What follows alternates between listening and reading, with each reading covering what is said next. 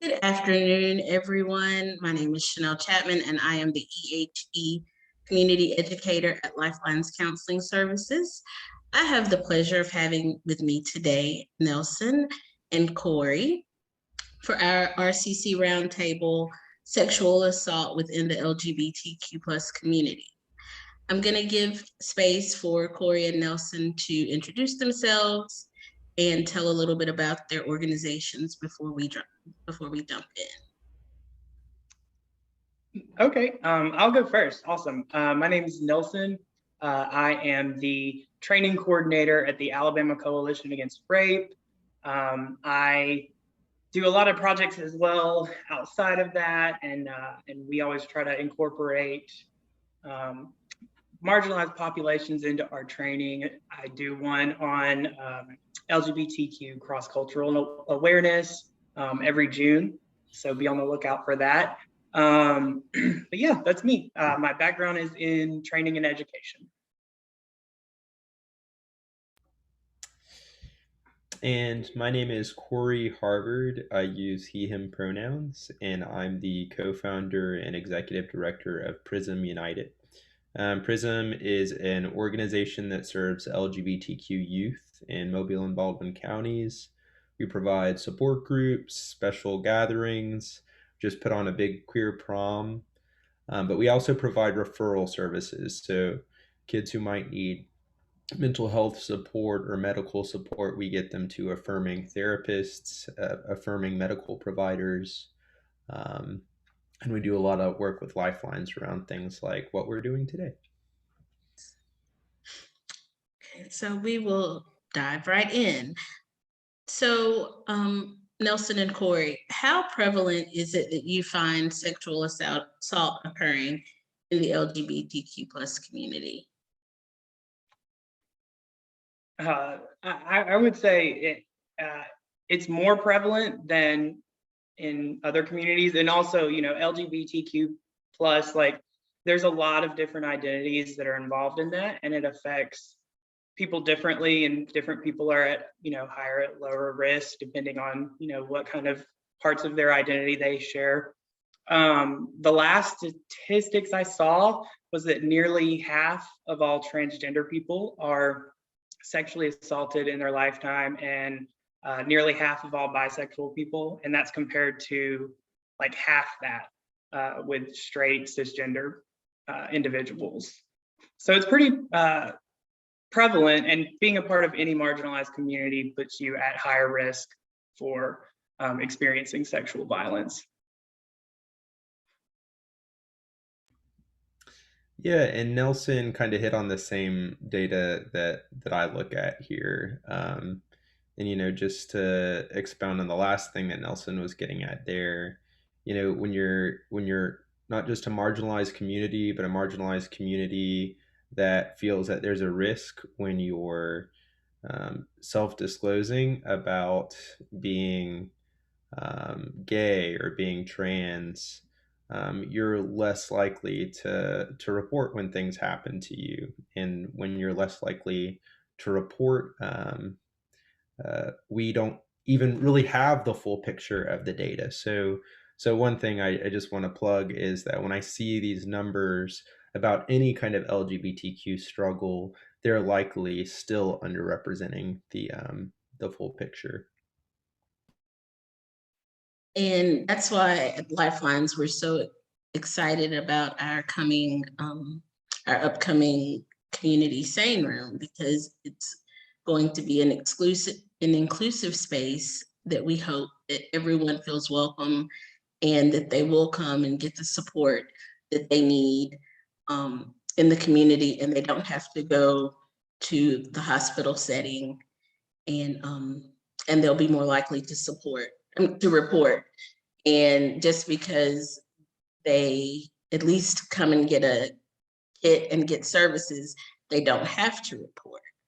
So we just want them to come and get what they need from somewhere. So how do you guys think that discrimination plays into this as far as victimization in the LGBTQ community?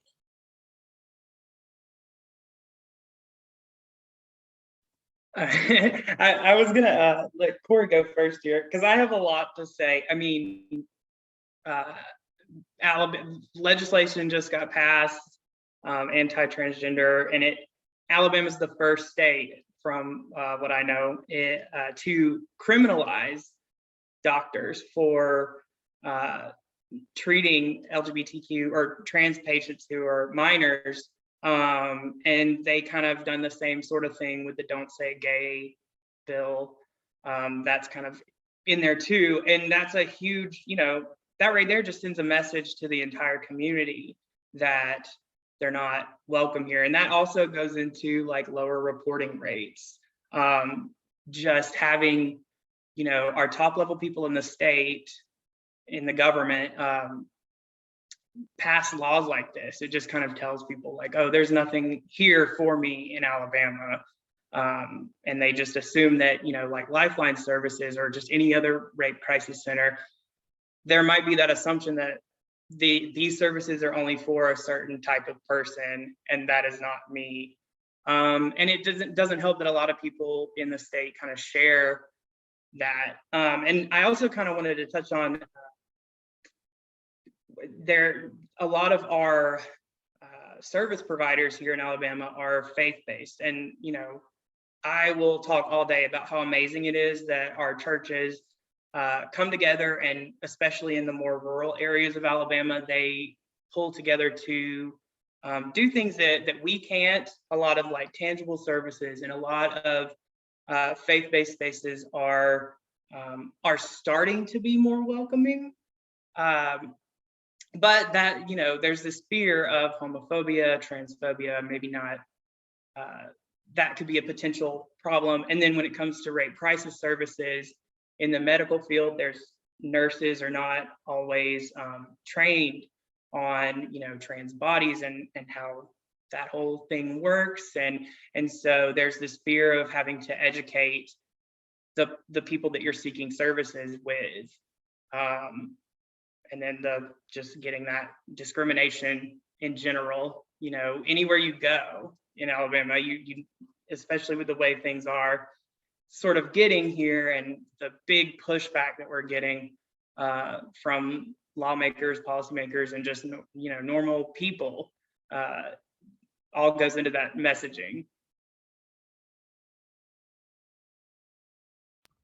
Yeah, so when you're a young queer person and you see what's happening on the state government level, and then you go to a church where you're told that your lifestyle is sinful, there comes a point pretty early on where you have a pretty emboldened distrust in authority figures and in institutions.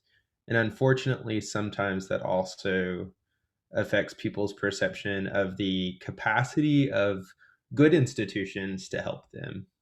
So Nelson even mentioned lifelines. I'm sure that there are plenty other places like Prism, where I work, where youth express that it took them a while before they even trusted that they could come into that space. And so I think that um, you know that is one of the great tragedies of what is happening on the state level, is that not only do kids get a sense of what discrimination looks like in Alabama, um, but they also just lose the ability to trust. And how can you provide anyone with support if they can't trust you? Um, which means that there's even more work that I think has to be done on the side of agencies and organizations who are trying to serve LGBTQ youth, right? Like we have to think about what does it mean to earn back their trust, So anyway, so just to sum that up, discrimination affects survivors by delegitimizing their experience on the basis of stigma. And so, what really happens in a lot of the discussions and a lot of the conversation that comes from people who are hating on LGBTQ people is this implication that you're already perverse, you're already perverted. And so, why should we take what you're telling us about sexual assault seriously? And obviously, like, what a devastating thing to have to carry on top of already experiencing something like sexual assault. And if it's not just being delegitimized, it's just outright dismissal or disbelief in LGBTQ people's experiences.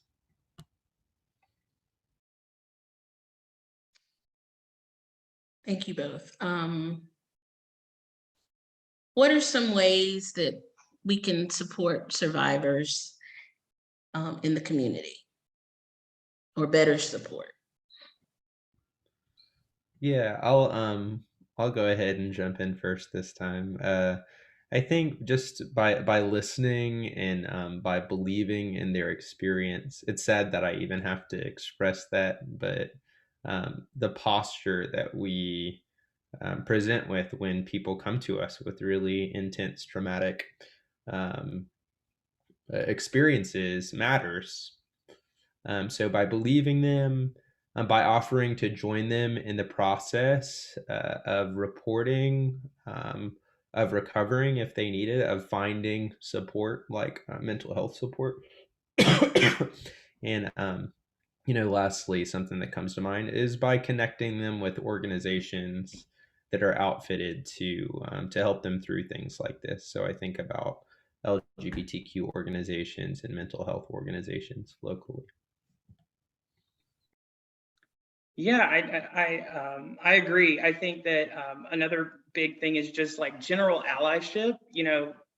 Not just saying like that we tolerate um, the queer community or just accept that they exist. It's the affirmation and um, and also when you see homophobia, transphobia, any of that around you in any space, even when there aren't queer people around, calling it out and challenging, myths like the, sexual deviance, the assumption that queer people are somehow, more trampy and get around a lot and all that stuff. I mean, and kind of to jump back a little, that also kind of affects the reporting rates as well. I mean, if you're a part of our community and you know that there's already this assumption that we're all deviant in some way,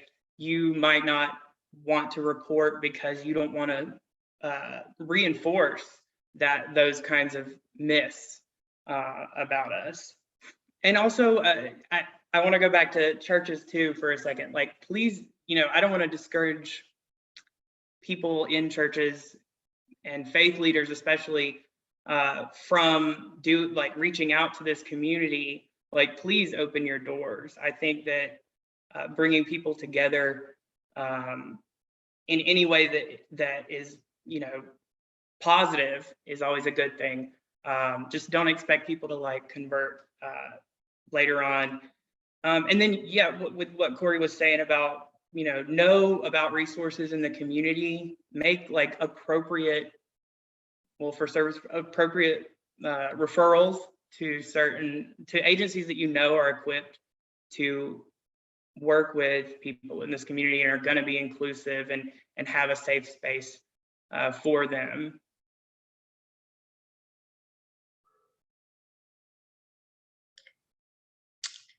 And besides you mentioned resources, and besides ACAR and Prism and Lifelines, what other resources are available locally and statewide and even nationally to individuals who may be experiencing sexual assault? So beyond Prism, we have Rainbow Mobile and we have Safe to Be You, and those are two organizations that they do referrals, and Safe to Be You specifically offers, I believe, mental health support and some socioeconomic support is something I saw that they offer on their website. And then another resource that comes to mind is Forge. And Forge serves transgender and gender nonconforming survivors of domestic and sexual violence. And they'll help connect survivors to local affirming counselors. Nelson was talking about the referral process a moment ago and mentioned even earlier how many of the counselors we have around here are faith-based counselors. It is so essential that when youth especially are already in a very vulnerable state, and are already in a population that reports greater levels of anxiety and depression and suicidality, that we're connecting them to adequate, competent mental health providers. And that looks like affirming mental health providers 100% of the time. Um, there's not a situation where the right response for an LGBTQ youth is to connect them with someone who isn't affirming or competent on these issues. And so, one of the great, I think, burdens and responsibilities for all of these orgs, and why we love partners like Lifelines, is that we have to find these counselors so that LGBTQ people don't have to do the guessing game and take those chances themselves. So they can come to us. And that part of the burden of getting support is off of their shoulders. They can depend on us pointing them to affirming therapists. Right, I agree. Some other, I guess, like state or in different parts of the state, some other organizations are, there's Montgomery Pride here. We're based in Montgomery. Montgomery Pride United out of the Bayard Rustin Center. They provide some socioeconomic support. There is the AIDS Alabama. I believe there's one in Birmingham, and I think there's one in Mobile as well.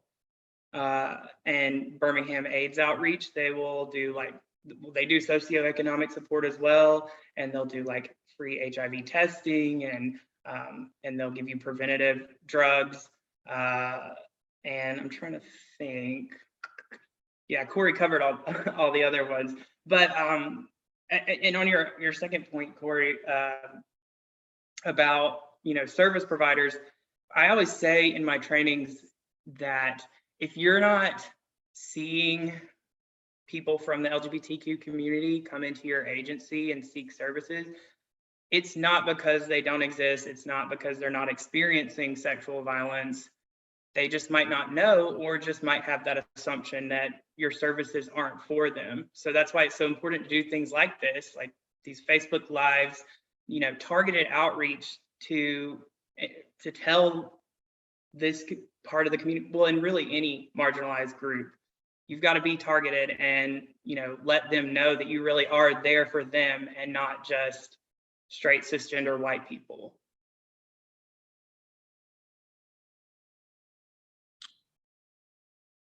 Corey, can you spell Forge? Is it Forge or? Yeah, it's Forge, and a simple Google search should bring up more information on Forge. We do have a comment from Katrina. She said, thank you for the work that you do and the support that you give to Lifelines and the cause. Is there anything that you all would like to add to the discussion that we have not hit on, that you'd like the community to know and just to remind them of? I'll go ahead and go. I touched on this a little bit, but like I said, LGBTQ, that's a lot of letters and they all mean different things.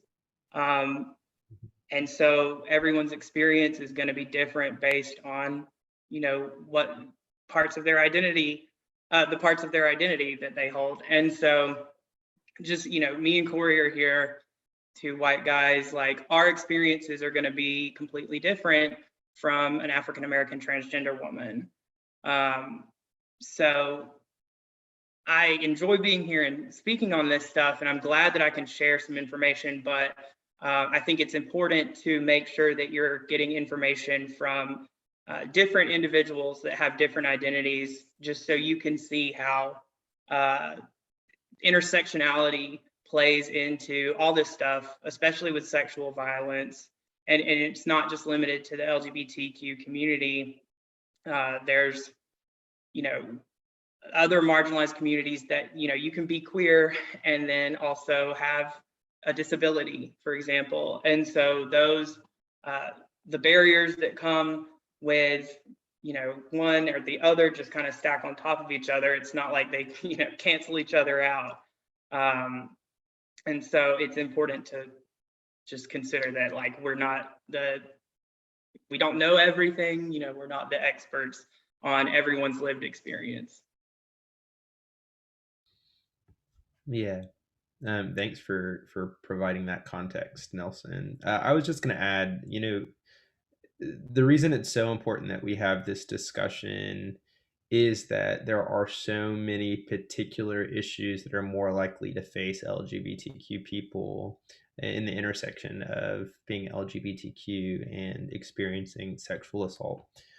Something that comes to mind, for instance, is a lot of LGBTQ youth end up displaced or homeless before they hit the college age. And so, like anybody who's in a materially insecure situation, you look for ways to survive.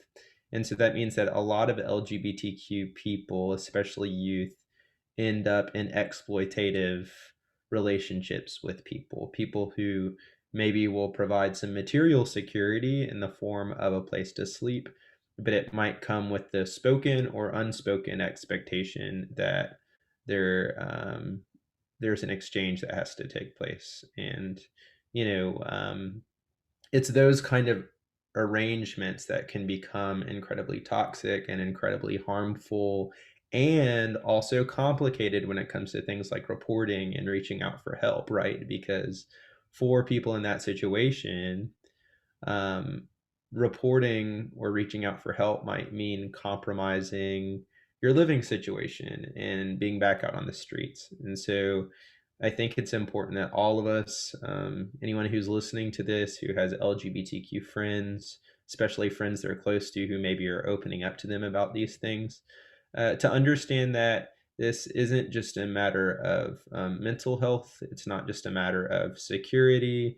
It's also a matter of looking at the whole person and recognizing that we have to be ready as a community to provide extensive support in all kinds of ways, if we're really going to support the LGBTQ population, and especially those of us who have been traumatized. So that's something that comes to mind. And just the other thing is that, a lot of LGBTQ people don't talk about this stuff because they're scared of being outed, and there are a lot of consequences that can come from being outed, depending on what kind of living situation you're in, like we were talking about before. So doing everything we can to establish that we're a safe space without making that the responsibility of people who are already traumatized, um, should be of high priority for all of us. And this is something Nelson was referring to just a bit ago, when he was talking about, maybe if you haven't seen clients who are LGBTQ in your space, it could be because they don't know if you're a safe space yet. If you're an individual who's just listening and thinking, how do I support LGBTQ people? Well, it begins by making it clear that you're an ally. There's really no such thing as a silent ally. So, that can be doing things that feel kind of superficial or cosmetic, like, posting something about your support for LGBTQ people during Pride Month.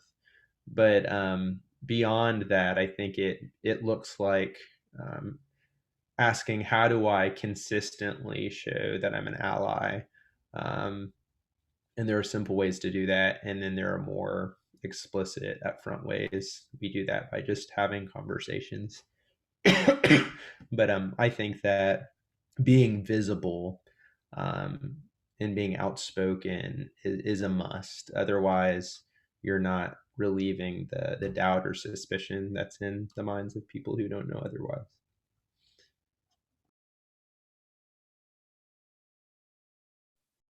I think that was really great, Corey. Thank you for bringing that up. And on with outing and sexual violence, I mean, as far as advocacy for sexual assault victim survivors, confidentiality is already at the cornerstone of the work that we do.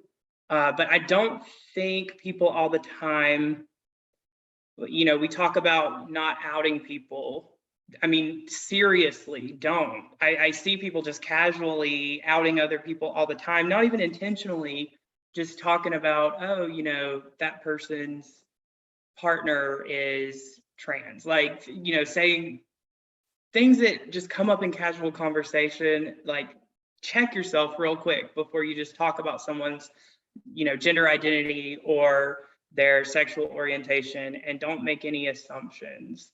And then I also want to encourage everyone to avoid microaggressions, you know, and that looks like telling someone like, you're really beautiful for a trans woman. You know, when it's me and my partner used to always get like, who's the man and who's the woman in the relationship? And it's like, well, no, we're both men. That's on purpose. So just like avoiding those kind of comments that are meant to come off as a compliment, but they're really just offensive. It's like a insult hiding, you know, it's sugar coated. So just be really mindful of the language that you're using when you're talking to these people, especially when they're in a really vulnerable place.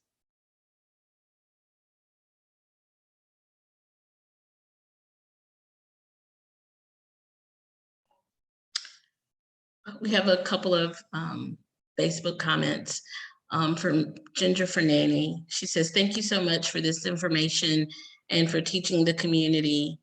And then Laura Ann DePiero says, eloquently said Nelson. So. Thanks, Laura. I really appreciate you both taking the time to share this information with us and share your experience and give us insight into the trans community. If you all don't have any other questions or comments at this time, I'd like to say thank you all. And if you are sexually assaulted or have experienced sexual assault in the past, because Alabama, there is no statute of limitations, the number to call is 251-473-7273. Thank you all. Have a great afternoon.